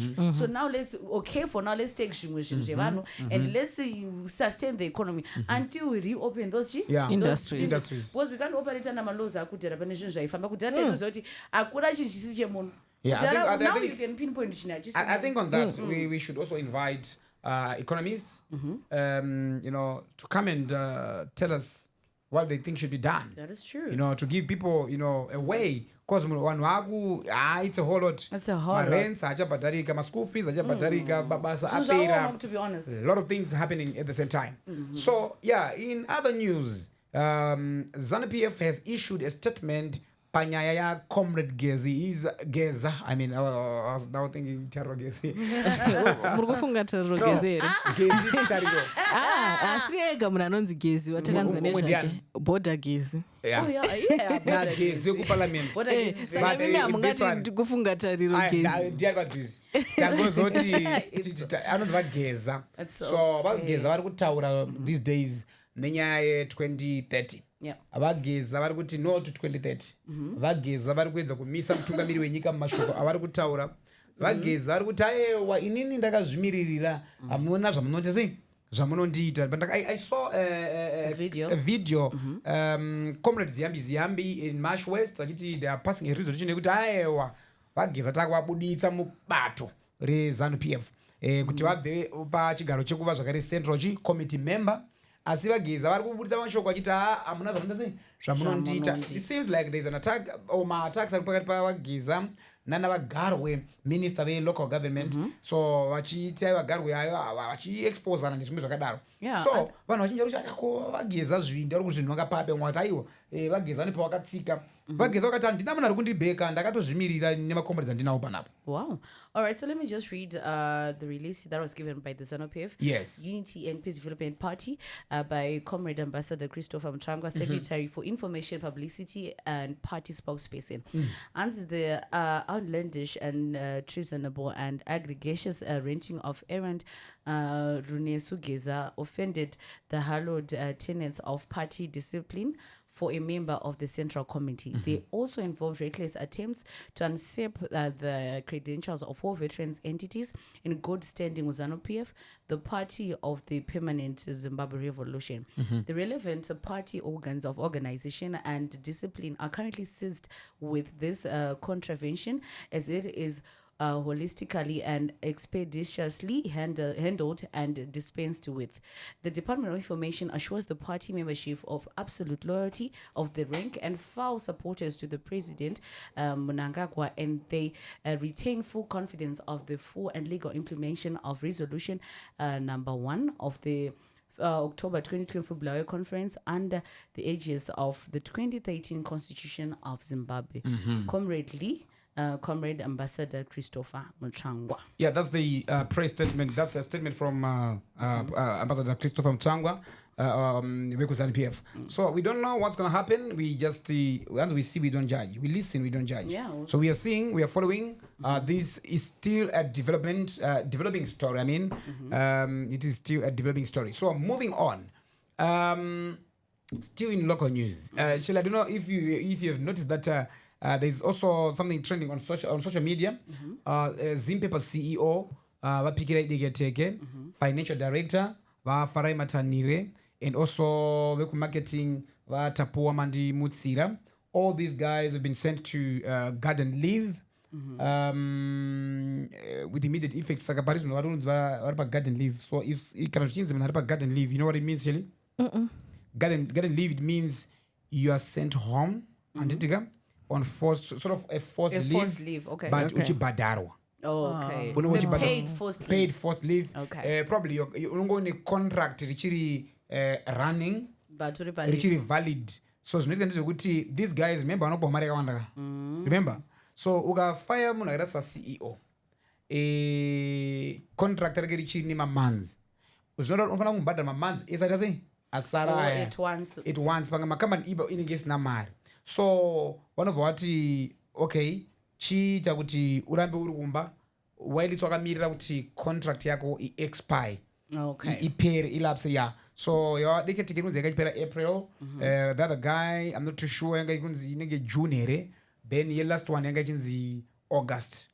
So vari pa garden leave vari kumba. So the acting CEO right now is William Chikoto. He's the acting CEO ku Zimpapers right now. Oh, okay.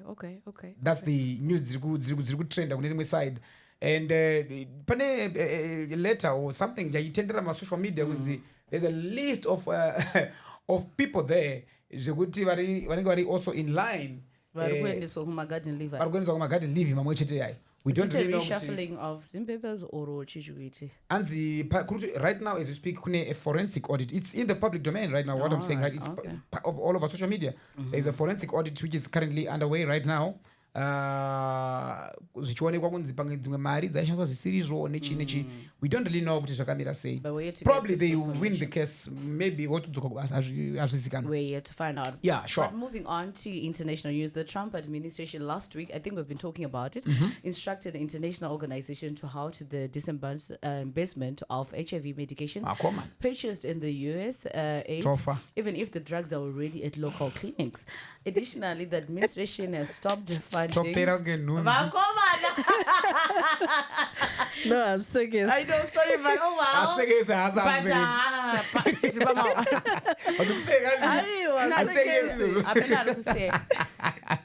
Additionally, the distribution has stopped funding salaries for nurses paid through American aid. This decision impacts healthcare services in countries like Zimbabwe, where 25,000 salaries have been paused and approximately 1.2 million people rely on HIV treatment. The move poses as a significant threat to efforts to curb HIV transmission and ensure health of pregnant women, adolescents, and young people. This is what's happening right now. I think we talked about how the US is withdrawing from the World Health Organization. Trump kana kurunza And I think Zimbabwe, also South Africa is also part of the people who are South Africa yakapuwa warning ikanzi Trump akataura kuti nenyaya dzeland law land ngini iri kuitwa kuSouth Africa Ramaphosa. They said takutombomisa funding yedu kunza kupi ikoko. I saw a clip where Ramaphosa was saying, I don't know what Trump has to do with South Africa, with in our land. You know, they should keep their America and we should keep our own Zimbabwe. And the comment section was saying the last time we heard this statement from Robert Mugabe, you keep your own thing. Hey, look at it. So I was like, oh, okay. But so I think it's one of the things. I don't know what America is planning. But I think some of the member moves are critical. They're going to impact Africa in a negative way. For instance, we're talking about 1.2 million people living with HIV in Zimbabwe, and still we're getting aid to able to prevent. We're saying we want but to have the Minister of Health last week, he was. I saw the comment, Herald, and he was saying enough, medication to cater for our people. For how long? I think that's the most interesting question is for how long. But as a minister, anotaura statement kuti vanhu vasapanike. Yeah, true. Hapana panongoti tiri pama1 guys. Because we don't manufacture ARVs in Zimbabwe. We don't. And it will get to a point yekuti wakambotanga kutotenga ARV mukoto. Pakashata. Une marisha. Sei papa pana wata mari neARV. Ipapa. Ende kucharwariwa. Anomboita mariko. Ane chachi $9, $10 andini. Wakazona kupi? Onte mani? No. Totonzwa newe ka price. Yes, munotonzwa neni because unofana kuto research. 10. Research again. Honestly, I don't know how is it about research or what? Research. No, I wouldn't know how much they are, but if you know, please. I'm not saying when. And yes. Why? Clinic. I thought people would Kuna mamwe vanhu, alright, guys. Kune vamwe vanhu nyara vachiri kunyara kunopiwa anditi. So ivavo ndo vanokwanisa kuenda kunotenga mufamasi. Andotengeswa mufamasi masina. Yes. Really? Oh. So but handipane paida kuti kuchipatara nonga ne record rako kuti papa wazodefault wachikubatsira. So kana wanda unotenga mufamasi how do we know? To say blood count. Alright. Pane munhu andakambonotengera anditi. So then yeah. Yeah. People get me wrong. Alright. So question yamabvunza iyoyo. Ndakatoibvunzwa nemunhu iye nadoctor ipavo vachiti but munhu uyu alright tinokwanisa kukutengesera for this person anditi but munhu anofanira kuenda kunochekwa kuti aonekwe kunzi CD4 count kuti viral load kuti ari sei macheckups what no izvozvo handazokwanisa handikwanisa even kuzvipindura now because handizivi ini chandaingodaita sei kutengeserwa. So I think panogona kutoita challenge kuti munhu anogona kuramba achingoita sei achingonwa maybe zvekutenga izvozvo pamwe zvatodzikira or handiziye exactly because I was monitor the again but the suspension of antiretroviral drugs ARVs could reverse progress made in HIV treatment. Also, this decision to halt HIV medication distribution and the healthcare funding raises ethical questions about the responsibility of powerful nations toward global public health. That's true. Hey, that is very these true. Powerful. That's when you see these powerful nations are in control of all of us. Yeah, it is. We are under their control. It's a clear picture. Because tairila navo vanhu vava and they why utipa millions of dollars kuti tibatsire panyaya dzemishonga nezvimwe zvakadaro. It's not going to affect only the HIV side, but also zvinhu zvakawanda because if aid yaenda kune zvimwe zvirwere zvakasiyana siyana yavaitumira. So kana Trump ati akuzvibhana yeah. I don't know. Is it planning to ban completely? Is it trying to do an audit? Is it trying to? What is it really trying to do? We don't know. I'm yet to understand because probably wants to run a typical audit of how the funds have been used. Yes. Because in a way, if you pane pane ndatombona comment sama achiti hai chokwadi wa Trump mbata yenyu mari nyuti mari yanga gara ichiuya isingasviki kuvanhu maitumira vacho. So ine vanhu vaidya. Yaimboya iri mari. Waisa mabudget ema-millions ka. Paizwa 60 million, 50 million, check out ma-millions. We're not talking of thousands here. We're talking of millions of dollars. So sometimes then wona kuti tichachiona impact yacho. Si apa but panogona kuonesa. Tona kufa ngeSodoma neGomora yayo. Kudona. In fact ngatimbomira zvechiko. Let's stop. Wakambomira izvo. Wamira ndizvi. Wamira. Ngatimire. Let's stop. Andiskuseka. Wamira here. Chi? Kumbura. Ndandagara nsingaiiti zvishifana. Papo my brother. I deny I think. Ndo phase yekutanga. Werenga number of boyfriends awaitombona ainga wile. No, eni nangu no ndibvisei kugroup renyu. Ndiburitse mugroup renyu. Uri group iwe. Mangu ndega risingaite zvichifambi. Munoziva kune vanhu vaiti zvonizvo mazuva ano ichi here ichi hachichatyisei akutotyisai kensa chakutyisa chakukwatisa rowa neana because hakuna mapirisi and you remember kuti kana munhu akusamwa inoita transmittable because pari paunowo panonzi transmittable but mukoona chere guys nyaya ndeyekuti pane patiri kupotsa isusu kana patiri kusiya apa ma-ARV ana kunzi hachisiko but ekupuhwa mahara hakuchisiko ngatibate ipapo saka nyika yetu yakati inawo anokwana kusvika rini but inindira kuti pane point yandepekuti kana tanza tichapuhwe mahara neatapuhwa neUSAID nechina chandiriga ndiri kuti ni budget redu senyika ngapawedzerwe neimwe emergency roti rinokwanisa kunotengera vanhu mishonga inokwana nemari yedu isu yenyika budget racho iroro rari kutaura ragara riripo rikutotadza kukwana zvimwe zvacho but kune AIDS levy handiti kune AIDS levy tinobhadhara le-AIDS levy ndo zvandiri kuti remember we pay it but still we're getting millions of aid from USA but no guys pay pasalary papesi pakunonzi AIDS levy and how was I missing this point because kana once you kubhadhara AIDS levy you should get your ARVs because you're paying for it. Even tax accountability no saka tiri safe ka imi tiri safe why pakuti AIDS levy handiti mari iyo musaita malevhi agara ariko pataipiwa mari musaita chete baba inyati yanga isikachashandiswa zvakanaka AIDS levy because inge chinzi tine funding azvirevo kuti chino funding ikanzi yamira ichashandiswa zvakanaka ndokumbiro musaita chete ndo zvatakutokumba vanoshata but 1.2 I think people should raise their voices now malevhi akanzi dollar rakawanda because kune munhu ari kumusha kuzasi zasuku asinga afford kutenga exactly people let's raise our voices now kunani to the ministry ka okay kuti guys AIDS levy or even ku Ministry of Finance and Ministry of Health kuti guys handiti kubhadhara chi AIDS levy so far yedu maybe hatina chekuraisira voice because havasitoti nyima asi pane dzimwe bangu akushomeka that's when you then ask kuti guys but you said tine adequate number 2 you said tiri kubhadhara inonzi chi AIDS levy number 3 isusu senyika panofanira kuva nebudget chari chairo riri kuenda towards chi izvozvo funding yeHIV for now adultery and last mbomirai but yaishande AIDS levy yese yafanira kutenga mishonga kanisa kanganisa hangu I'm not sure I assume I'm not talking neruzivo zvangu ndangofungedza kuti inonge yaive ine chikuti nechi nezveAIDS affect kweni this suspension both takatiri kubhadhara AIDS levy so rwanga ruri rubatsiro rweAmerica runono rwaitibatsira kutipa kamari nechi supplementa zvatandagara tiinazvo. not only America aitipa mari chetika ana Britain aitipa kuti mari anzeve anzwa yekutibatsira panyaya idzi. So handiti friend yedu zvaizvozvi China China ngaitiudzwa kuti kune vanhu vanechirwere ngaitiudzwa kuti boys isi tongokupai mari yekuti sei yekuti tinotenga mishonga kunze kwenyika saka hatina kufanira kupanika guys. China Russia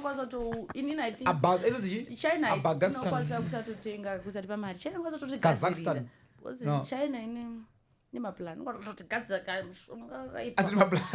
China manje afford kandi China nemaplan ngotitira board katonzi yayo covered takatozwana kamukapirizi kari katoi faster but inana kufara baba kutaura mashoko kunzi HIV AIDS yakozwa kunzi by 2030 inenge ichonzi inenge yato almost kana 2% onangane AIDS munyika anenge kana 2%.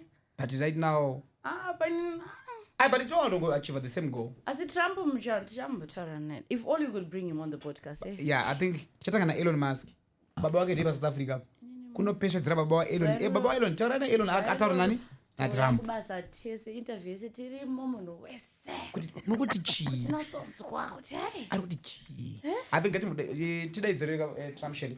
Shell serious. Chi serious invitation. Munhu babasa itabasa la. Nyora itsamba yende kuna Trump. Nyora itsamba kuti tiri kukumbira ku invite yeah ndiwe no kasika. All right, it's okay. All right. Moving on to sport. The mighty Warriors are in camp preparing for the 2026 AFCON qualifiers against Angola to be played on the 20th and 27th of December in Luanda and Pretoria, respectively. So the squad yakamira sesheri? All right, squad Legati. Ombo squad. I saw Ngobile Magwizi. Ari kugrada achinovakwazisa mighty Warriors. Yeah, camp, yeah. Zvakanaka zvinoda kuti ivo I think mari vanokatoisirwa yeah but anogwiza nemari already besides in his capacity as president wezifa but just aiwa zvakanaka cause vasikana vanofanira kungoti vangowanawo same zvinongowanawo vakomana. Okay. So squad magoalkeepers pana Vanessa Lunga wekuchapungu Queens, Lindiwe Magwede Rangers Queens, Precious Mujgiwa Black Rhinos, Sasha Machona Maningi. Then my defenders pana Sheila Antonio Chapungu, Agnes Tumbare Correctional, Nobukos Ngube Chapungu, Alice Moyo Rangers, Nokukanya Ndlovu FC Platinum Royals, Fortunate Ngocho Black Mambas, Purity Mugai Black Rhinos. Then midfielders pana Daisy Kaitano Black Rhinos, Immaculate Msipa, Ramat Hasharon Igu Israel, Shailene Damba Muromo Rangers, Danai Bobo Young Africans Tanzania, Mavis Chirandu Black Rhinos, Christabel Katona Black Rhinos, Inet Chemere FC Platinum, More Life Nyagumbo Faith Drive, Nadia Semba Correctional Queens, Natasha Ndowa Chapungu, Patience Ndlovu Highlanders. Then forwards Ethel Chinyerere Chapungu, Rutendo Makore Black Rhinos, Yolanda Kanyai Darwin Olympic Sporting Club Australia, Ruvimbo Mucherera Maccabi Hadera Israel Foot, Maud Mafusire Rangers, Michelle John Harare City, then Anita Ngwe Faith Drive, Coach wavo ndistete Lelwe Sibanda Quinji 15 ndiye coach wemamighty Warriors. Okay, so ndo team yedu inegeri kuchitambira kwao ngikini. Okay, that's fine. So all the best guys, we wish you all the best. Checha supporter iko kuma Warriors. And also Marshall Monetsi is now in EPL. That's good news. He was formerly with Stade Reims, right? In France, but now aku Wolverhampton, right? True. Yeah, saka amu EPL. Zvama manje takumusupporta. Tatimbonana kamba mu EPL but kwana munetsi zvama manje. Oh yeah, that's great. That's good news. Congratulations to him. And I want to say congrats again. Kuna Butis got oh yeah, you got it. Mercedes C200. Yeah, I think Panega vapi akwa. mwajanzanzani Pablo. I think Pablo. Yeah. Vakabva puwa nasewiki now. So congrats kuna Butis. But vakangonzi if kana comment section yangu ita 5,000 comments. Makangoti yes tomupa here. amazimbabweans akabatana. Yes. Ndoba piwa but ndakaona achisa audio achitora mota yakachiti thank you mazimbabweans. Dai pasina mimi makati yes. Pakadai sina mota but dango kutendai ndapuwa motikari yangu ne 5,000 ndichi pamusoro. Yeah, ne 5,000. Eh, that's Uyu akapuwa akwa ne 1,000 lagi. Wow. That's good. So Congratulations. And tongotenda zvakarewa chivayo nemoyo wawanawo. Yanya wakapuwa zvega nditi? Yes. Wakapuwa nemari? Yes, ndakapuwa nefutengi. Ndapatura mutero baba. Oh yeah. Ai ndakapinda. Aunizonda boss yaya. Ndikuzona boss yaya. I see. Ndiri murungu. Thank you. Shelo kapuwa? irikuya Yeah? irikuya Anze sheli irikuya. Guys, thank you so much. Until next time. Kwanas, bye-bye. We love you. Good night. The best podcast is out.